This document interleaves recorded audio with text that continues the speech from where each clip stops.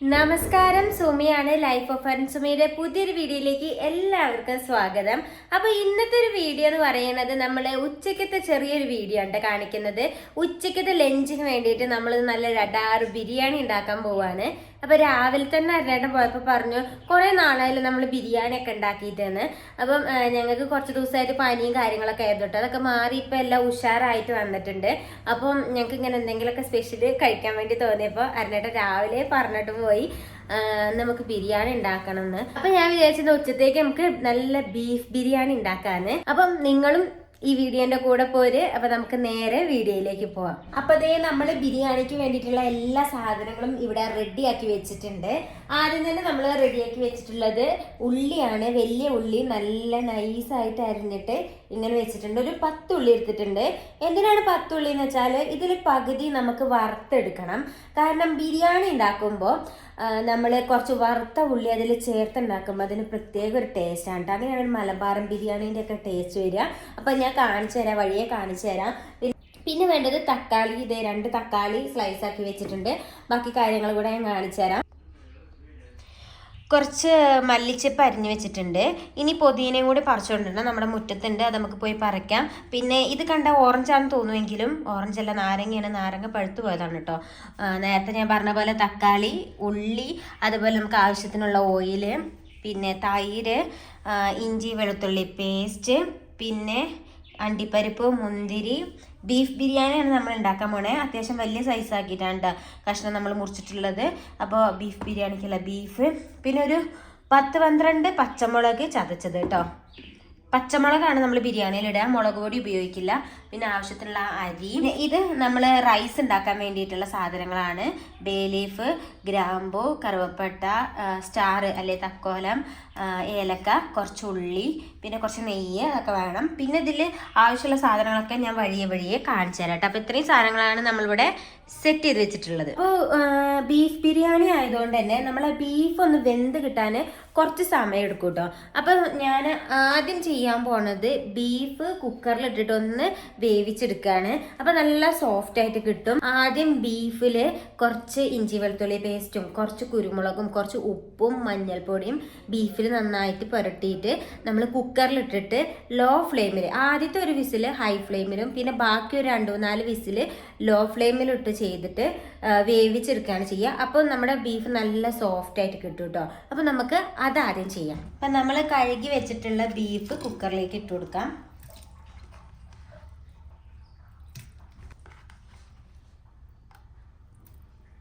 അതിലേക്ക് കുറച്ച് ഇഞ്ചി വെളുത്തുള്ളി പേസ്റ്റ് ചേർത്ത് കൊടുക്കാം. ആവശ്യത്തിനുള്ള ഉപ്പ് ചേർത്ത് കൊടുക്കാം. കുറച്ച് മഞ്ഞൾപ്പൊടി ചേർത്ത് കൊടുക്കാം. കുറച്ച് നാരങ്ങ നീരൂടെ ചേർത്ത് കൊടുക്കാം. കുരുമുളക് പൊടി. ഇത് നമ്മൾ നന്നായിട്ട് മിക്സ് ചെയ്തിട്ട് കുറച്ച് വെള്ളം കൂടെ ഒഴിച്ചിട്ട് നമുക്ക് വേവിക്കാൻ അടുപ്പത്ത് വെക്കാം. അപ്പോൾ അപ്പുറത്തെ അടുപ്പിൽ നമ്മൾ കുക്കറിൽ ബീഫ് അടുപ്പിൽ വേവാൻ വെച്ചിട്ടുണ്ട്. ഇനി ഇതിൽ നമുക്ക് റൈസ് ഉണ്ടാക്കിയെടുക്കാം, റൈസിൻ്റെ കുക്കിംഗ് ചെയ്യാം. അപ്പം ഞാൻ പാത്രം വെച്ചിട്ടുണ്ട്. ഇതിലെ വെള്ളമൊക്കെ ഒന്ന് വറ്റി കഴിഞ്ഞിട്ട് നമുക്ക് നെയ്യും കുറച്ച് സൺഫ്ലവർ ഓയിലും കൂടെ ഒഴിച്ചു കൊടുക്കാം. ഇനി ഇതിലേക്ക് നമുക്ക് കുറച്ച് നെയ്യ് ചേർത്ത് കൊടുക്കാം.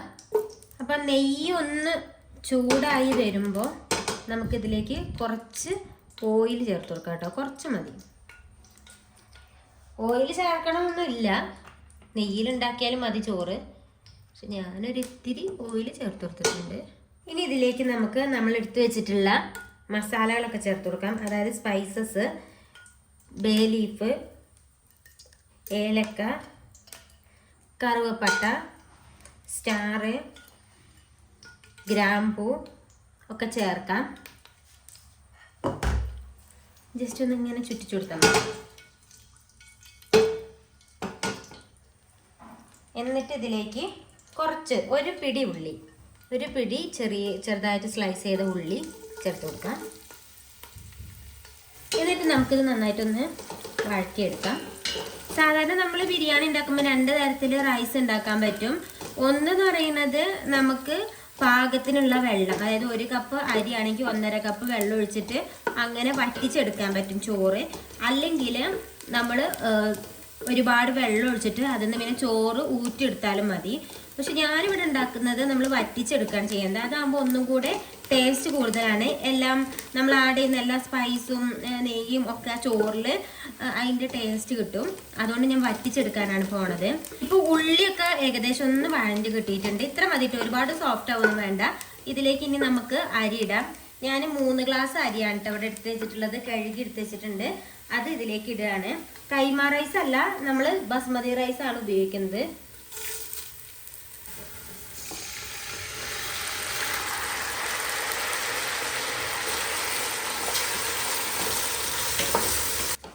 ചെറുതായിട്ടൊന്ന് വറുത്തെടുക്കണം അരി. എന്നിട്ടാണ് ഇതിലേക്ക് വെള്ളം ചേർത്ത് കൊടുക്കേണ്ടത്. വെള്ളവും ഉപ്പും നാരങ്ങയും ഒക്കെ ചേർത്ത് കൊടുക്കേണ്ടത്. അപ്പോൾ നമ്മൾ അരി ജസ്റ്റ് ഒന്ന് വറുത്തെടുത്തിട്ടുണ്ട്. വറുക്കല്ല, ജസ്റ്റ് ഒന്ന് ചൂടാക്കി എടുത്തിട്ടുണ്ട്. അതിലേക്ക് നമുക്ക് വെള്ളം ചേർത്ത് കൊടുക്കാം. ഇളം ചൂടുള്ള വെള്ളമാണ് കേട്ടോ നമ്മൾ ചേർത്ത് കൊടുക്കേണ്ടത്. 1 കപ്പിന് 1.5 കപ്പ് എന്നുള്ള രീതിയിൽ.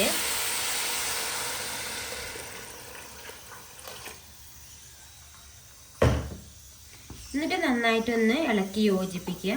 ഇനി ഇതിലേക്ക് ആവശ്യത്തിനുള്ള ഉപ്പ്, നാരങ്ങ നീര് ചേർത്ത് കൊടുക്കാം. ഉപ്പ് ചേർക്കുമ്പോൾ നമ്മൾ ഉപ്പ് ചേർത്തതിന് ശേഷം ഒന്ന് ടേസ്റ്റ് ചെയ്ത് നോക്കണം. ഉപ്പിൻ്റെ ടേസ്റ്റ് കുറച്ച് ഒന്ന് മുന്നിട്ട് നിൽക്കണം. എങ്കിൽ മാത്രമേ ചോറ് വെന്ത് കഴിയുമ്പോൾ ഇതിൽ ഉപ്പിൻ്റെ ടേസ്റ്റ് ഉണ്ടാവുള്ളൂ കേട്ടോ. ഞാൻ ചെറിയ സ്പൂൺ കൊണ്ട് ഇച്ചിരി വെള്ളം എടുത്തിട്ട് ഉപ്പുണ്ട് നോക്കുകയാണ്. ഉപ്പ് പോരാ, കുറച്ചുകൂടെ നമ്മൾ ഉപ്പ് ചേർത്ത് കൊടുക്കണം. കുറച്ച് നാരങ്ങ നീരൂടെ ചേർത്ത് കൊടുക്കാം. നാരങ്ങ നീര് ചേർക്കണത് അരികൾ തമ്മിൽ ഒട്ടി പിടിക്കാതിരിക്കാൻ വേണ്ടിയിട്ടാണ് കേട്ടോ. ഇനി ഈ റൈസ് ലോ ഫ്ലെയിമിൽ അടച്ച് വെക്കുക. എന്നിട്ട് വേവിച്ചെടുക്കാം. അപ്പൊ നമ്മുടെ റൈസ് ഇവിടെ റെഡി ആയിട്ടുണ്ട്. ഇനി നമുക്ക് മാറ്റി വെച്ചിട്ട് കുറച്ച് ഉള്ളിയൊക്കെ ഒന്ന് വറുത്തെടുക്കാം. അപ്പൊ ഉള്ളി വറുക്കുന്നതിന് മുന്നേ നമുക്ക് കുറച്ച് കശുവണ്ടിയൊക്കെ ഒന്ന് ജസ്റ്റ് ഒന്ന് വറുത്തെടുക്കാം. കശുവണ്ടി, മുന്തിരിയൊക്കെ. അപ്പൊ നമ്മുടെ കശുവണ്ടി വറുത്തെടുക്കണതിൻ്റെ കൂട്ടത്തിൽ കുറച്ച് കഴിയുമ്പോൾ മുന്തിരി കൂടെ നമുക്ക് ചേർത്ത് കൊടുക്കാം. എന്നാൽ രണ്ടും കൂടെ നമുക്ക് ഒരുമിച്ച് കോരിയെടുക്കാൻ പറ്റും. ആദ്യം ഇങ്ങനെ ചെയ്യുമ്പോൾ ആദ്യം നമ്മൾ കശുവണ്ടി ഇടണം കേട്ടോ. എന്നിട്ട് ജസ്റ്റ് ഒരു ചെറിയൊരു ഗോൾഡൻ കളർ ആകുമ്പോൾ മുന്തിരി ഇടണം. ആകുമ്പോൾ പെട്ടെന്ന് നമുക്ക് രണ്ടും കൂടെ ഒരുമിച്ച് എടുക്കാൻ പറ്റും. മുന്തിരിയൊക്കെ ചൂടായി തുടങ്ങിയിട്ടുണ്ട് കേട്ടോ. എല്ലാ മുന്തിരിയും വീർത്ത് മുകളിലേക്ക് വന്നിട്ടുണ്ട്. കോരിയെടുക്കാം കേട്ടോ. അത് ഇത്ര മതി. ഇനി വെയിറ്റ് ചെയ്താൽ ഇത് കരിഞ്ഞു പോവും. ഇനി നമുക്കിതിലേക്ക് കുറച്ച് ഉള്ളി ഇട്ടിട്ട് വറുത്തെടുക്കാം.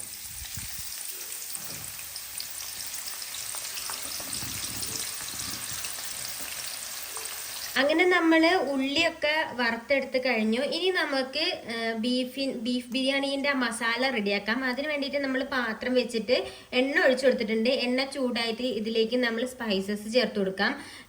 2-3 പട്ട, ഗ്രാമ്പു, ഏലക്ക ചേർത്ത് കൊടുക്കാം കേട്ടോ. എന്നിട്ട് അതിലേക്ക് നമ്മൾ അരിഞ്ഞു വെച്ചിട്ടുള്ള ഉള്ളി കൂടെ ചേർത്ത് കൊടുക്കണം.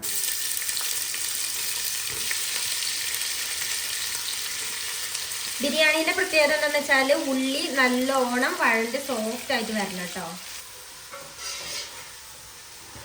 അപ്പം നമ്മുടെ ഉള്ളി നല്ലോണം വഴറ്റിയെടുക്കണം കേട്ടോ.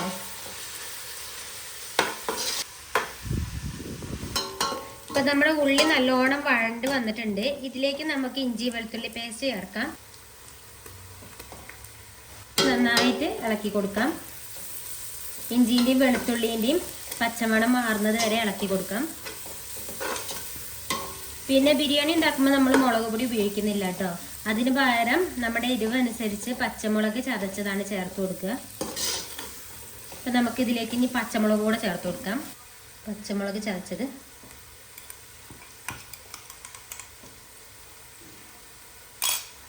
കുറച്ച് കറിവേപ്പില ചേർക്കാം. ഇനി ഇതിലേക്ക് നമുക്ക് കുറച്ച് മല്ലിച്ചപ്പ് ചേർത്ത് കൊടുക്കാം. കുറച്ച് പുതിന ചേർത്ത് കൊടുക്കാം.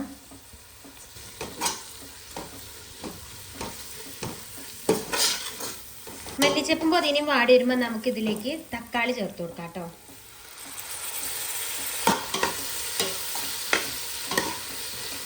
ഇനി ഇതിലേക്ക് നമുക്ക് മസാലകൾ ചേർത്ത് കൊടുക്കാം. ആവശ്യത്തിന് കുറച്ച് മല്ലിപ്പൊടി ചേർത്ത് കൊടുക്കാം.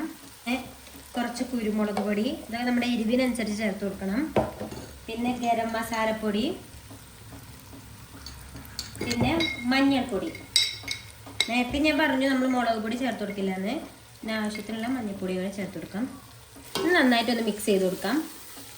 പൊടികളുടെ പച്ചമണം മാറുന്നവരെ ഒന്ന് മിക്സാക്കി കൊടുക്കാം. ഒന്ന് ഇളക്കി യോജിപ്പിക്കും. അപ്പോൾ പൊടികളൊക്കെ ചൂടായിട്ടുണ്ട്. ഇനി ഇതിലേക്ക് നമ്മൾ നേരത്തെ വേവിച്ച് വെച്ച ബീഫ് ചേർത്ത് കൊടുക്കാം കേട്ടോ.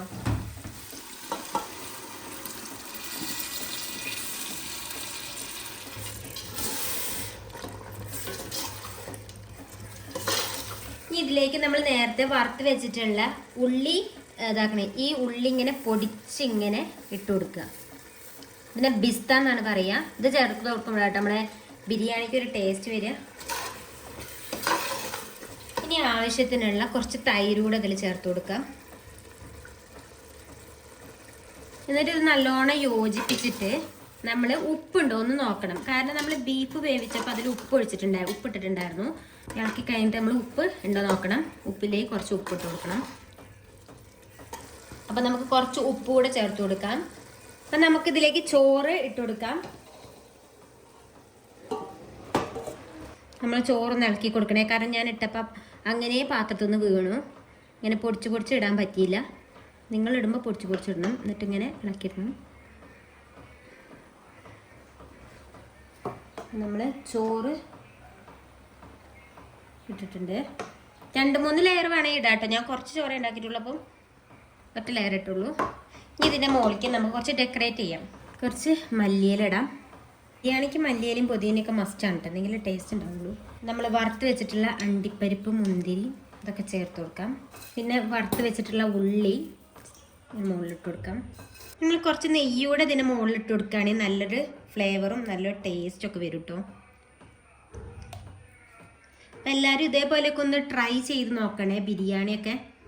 ഇനി ഇത് നന്നായിട്ടൊന്ന് കവർ ചെയ്ത് വെക്കാം. അപ്പം നമ്മുടെ ബിരിയാണി റെഡിയാവും. അപ്പോൾ നമ്മുടെ ബിരിയാണി തുറക്കുകയാണ് കേട്ടോ. നല്ല മണമൊക്കെ വരുന്നുണ്ട്. നമുക്ക് ബിരിയാണി ഒന്ന് ഇളക്കിയെടുക്കാം. നല്ല അടിപൊളി ബിരിയാണി, നല്ല സ്മെല്ലുണ്ട്. ഞാൻ ഉണ്ടാക്കിയതുകൊണ്ട് പറയല്ല. ഉണ്ടോ, നമുക്ക് പാത്രത്തിലേക്കൊക്കെ വിളമ്പാം. അപ്പം എല്ലാവരും ഇതുപോലത്തെ ബിരിയാണിയൊക്കെ ഒന്ന് ഉണ്ടാക്കി പരീക്ഷിച്ച് നോക്കുക. കുറേയൊക്കെ പരീക്ഷിക്കുമ്പോഴാണ് നമ്മുടെ ബിരിയാണിയൊക്കെ റെഡി ആവുക. അപ്പം ഞാൻ നേരത്തെ ദമ്മ് പൊട്ടിക്കുന്നത് എല്ലാവരും കണ്ടു കാണുമല്ലോ അല്ലേ? അത് കഴിഞ്ഞിട്ടാണ് അരുണേട്ടൻ വന്നത്. അപ്പം അരുണേട്ടനോട് ചോദിച്ചു നോക്കാം ബിരിയാണി എങ്ങനെയാണ്. ഞാൻ ഉണ്ടാക്കിയിട്ട് ഞാൻ തന്നെ പറയുമ്പോൾ വലിയ കാര്യമില്ലല്ലോ. എന്തായാലും എല്ലാവർക്കും സുഖമാണെന്ന് വിചാരിക്കുന്നു. നമ്മളെ ഉച്ചയ്ക്ക് വന്ന് ഭക്ഷണം കഴിക്കാൻ വന്നതാണ്. ബിരിയാണി എന്ന് പറയില്ലേ? എങ്ങനെ ഉണ്ടായിരുന്നു ഞാൻ ഉണ്ടാക്കിയ ബിരിയാണി? അടിപൊളി ബിരിയാണിയാണ്. എന്തെങ്കിലും കുറവൊക്കെ ഉണ്ടോ? ബീഫ് കഴിച്ചോട്ടെ. വെന്തിട്ടില്ലേ ബീഫ്? ഇങ്ങനെ സപ്പോർട്ട് ചെയ്യുന്ന ഒരു ഭർത്താവിനെ ഇവിടെ കാണാൻ കിട്ടും. ശരിക്കും പറയും അടിപൊളിയാ. അടിപൊളി ബിരിയാണിയാണ്. ശരിക്കും ബിരിയാണി ടേസ്റ്റ് ഇപ്പോൾ പറയാൻ പറ്റില്ല കേട്ടോ. ചൂടാറി ഇതിലേക്ക് ഇങ്ങനെ പിടിക്കണം. ബിരിയാണി ഇരുന്ന് കുറെ തണുത്ത് അന്നിട്ട് ബിരിയാണി കഴിക്കണം. എന്ത് ഫുഡാണെങ്കിൽ നമ്മൾ ഉണ്ടാക്കി അപ്പോൾ തന്നെ ഇതിന് ടേസ്റ്റ് ഇല്ല. ഉണ്ടാക്കി അവിടെ ഇരുന്ന് അത് ആവിയൊക്കെ അതിനകത്ത് കയറിയിട്ടൊന്ന് തണുക്കണം എന്നാണ്. അതൊരു മീഡിയം ചൂട് ഇങ്ങനെ കഴിക്കുമ്പോഴാണ് അതിന് ടേസ്റ്റ് കിട്ടുക. അതെ, ഇതിപ്പോൾ നമ്മൾ ഉണ്ടാക്കി വന്നപ്പോഴത്തേക്കിനും കറക്റ്റ് ചോറിനുള്ള സമയമായി പോയി കേട്ടോ. ഞാൻ ഇച്ചിരി കൂടെ നേരത്തെ ആക്കണം വിചാരിച്ച, പക്ഷെ നമ്മൾ ഉണ്ടാക്കി വന്നപ്പോൾ സമയം ഇച്ചിരി കൂടിപ്പോയി. കുറച്ചുകൂടെ നേരത്തെ ഉണ്ടാക്കി വെക്കണമെന്നു അല്ലേ? നമ്മൾ ദമ്മ വെച്ചിട്ട് കുറച്ച് കഴിഞ്ഞപ്പോൾ തന്നെ നമ്മളിത് പൊട്ടിച്ച്. ഇനി ഞാൻ വൈകുന്നേരത്തേക്കും കൂടെ കൂട്ടിയിട്ടാണ് ഉണ്ടാക്കിയിട്ടുള്ളത്. അപ്പോൾ വൈകുന്നേരം ആകുമ്പോഴത്തേക്കും നല്ല ടേസ്റ്റ് ആയിരിക്കും. സലാഡും അടിപൊളി. അപ്പോൾ ഇന്നത്തെ വീഡിയോ നിങ്ങൾക്ക് ഇഷ്ടപ്പെട്ടിട്ടുണ്ടെങ്കിൽ നമ്മുടെ ചാനൽ ഒന്ന് സബ്സ്ക്രൈബ് ചെയ്യണം. അപ്പോൾ കൂടുതൽ കാഴ്ചകളും വിശേഷങ്ങളുമായിട്ടൊക്കെ വരണ്ടേ. ചെറിയ പനിയും കാര്യങ്ങളൊക്കെ ഉള്ളതുകൊണ്ടാണ് നമ്മൾ വലുതായിട്ട് വീഡിയോസ് ഒന്നും കാണിക്കാതെ ചെറിയ വീഡിയോസ് കാണിക്കുന്നത്. അപ്പോൾ പനിയൊക്കെ മാറിയിട്ട് ഈ തണുപ്പൊക്കെ ഒന്ന് കുറഞ്ഞിട്ട് വേണമെങ്കിൽ വില്ലേജിൽ പോയിട്ട് നിങ്ങൾക്ക് കുറേ കുക്കിംഗ് വിഭവങ്ങൾ കാണിക്കാൻ. കാരണം ഇവിടുത്തെ ആൾക്കാർ നല്ല അടിപൊളി കേക്കൊക്കെ ഉണ്ടാക്കും. നമ്മൾ ഉപയോഗിക്കാത്ത സാധനം കൊണ്ടാണ് അവർ കേക്ക് ഉണ്ടാക്കുന്നത്. അപ്പോൾ അതൊക്കെ അവരെങ്ങനെ ഉണ്ടാക്കുക എന്നുള്ളതൊക്കെ ഞാൻ വീഡിയോ എടുത്ത് കാണിച്ചു തരുന്നുണ്ട്. അപ്പോൾ ഈ തണുപ്പ് കാലാവസ്ഥയൊക്കെ ചെറുതായിട്ടൊന്ന് മാറിയിട്ട് വേണം പുറത്തിറങ്ങാമെന്ന് വിചാരിച്ച് നിൽക്കുകയാണ്. അപ്പം അതൊക്കെ ഞാൻ പതിയെ നമ്മൾ ഓരോ വീഡിയോയിൽ കാണിച്ചു തരുന്നുണ്ട്. അതുപോലെ തന്നെ ഇവിടുത്തെ ആഫ്രിക്കയിലെ ചെറിയ വീടുകൾ അവരെന്തൊക്കെയാണ് ചെയ്യുന്നത്, അവരുടെ ഓരോ ഡേ ഇൻ മൈ ലൈഫും കാര്യങ്ങളൊക്കെ ഇതിൽ ഉൾപ്പെടുത്തണം എന്ന് വിചാരിക്കുന്നുണ്ട്. പതിയെ എല്ലാം കാണിച്ചു തരാം. അപ്പോൾ കൂടുതൽ കാഴ്ചകളും വിശേഷങ്ങളുമായിട്ട് അടുത്തൊരു എപ്പിസോഡിൽ വരാം. അതുവരേക്കും ബൈ ബൈ.